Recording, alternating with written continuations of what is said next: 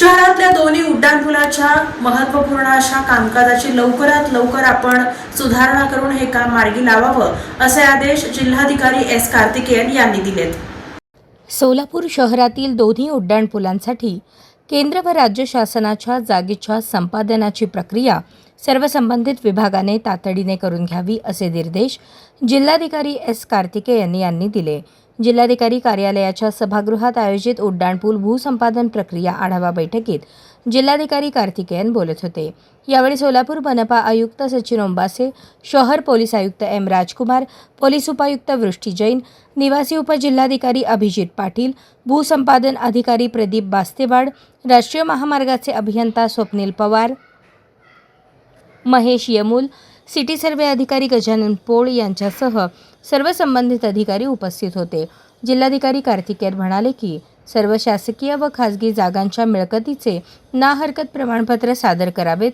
केंद्र शासनाच्या पोस्ट, मध्य रेल्वे, BSNL व ग्राउंड जागेसाठी सोलापूर महानगरपालिका रेडी रेकनर दराप्रमाणे शुल्क देणार आहे। या जागेतून दुसऱ्या जागा, साहित्य इतर ठिकाणी स्थलांतरित करण्यासाठी येणारा खर्चही महापालिका देईल। त्यामुळे संबंधित विभागाने त्यांच्या वरिष्ठ कार्यालयाकडून जागा हस्तांतरित करण्याबाबतचे मान्यता घेऊन त्याबाबतचे ना हरकत प्रमाणपत्र सादर करावेत असे त्यांनी सांगितले। यावेळी महापालिका आयुक्त सचिन ओंबासे यांनीही मार्गदर्शन केले। सोलापूर शहरातील राष्ट्रीय महामार्ग प्राधिकरणामार्फत 2 महत्त्वाचे उड्डाणपूल प्रस्तावित आहेत। यात सेक्शन 1 जुना पुणा नाका ते पत्रकार चौक व सेक्शन 2 जुना बोरामणी नाका ते मोरारका बंगला या मार्गांचा समावेश आहे। महाराष्ट्र शासनाने नगरोत्थान योजनेतून 299 कोटींची मंजुरी दिली असून शासन हिस्सा 70% व महापालिका हिस्सा 30% असा निश्चित करण्यात आला आहे। भूसंपादन अधिकाऱ्यांनी तयार केलेल्या सुधारित आराखड्यानुसार भूसंपादनाचा खर्च 145.11 कोटी इतका आहे। शासनाकडून आत्तापर्यंत 84.438 कोटी प्राप्त झाले असून 17.139 कोटी उर्वरित आहेत, तर महापालिकेच्या हिस्स्यातील 25.55 कोटी जमा झाले आहेत।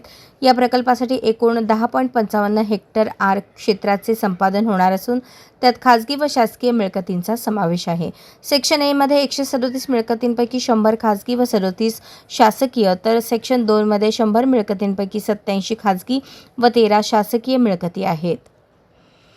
आत्तापर्यंत सेक्शन 1 मधील 61 खाजगी मिळकतींचा ताबा घेण्यात आला असून सेक्शन 2 मधील ताबा प्रक्रिया सुरू आहे।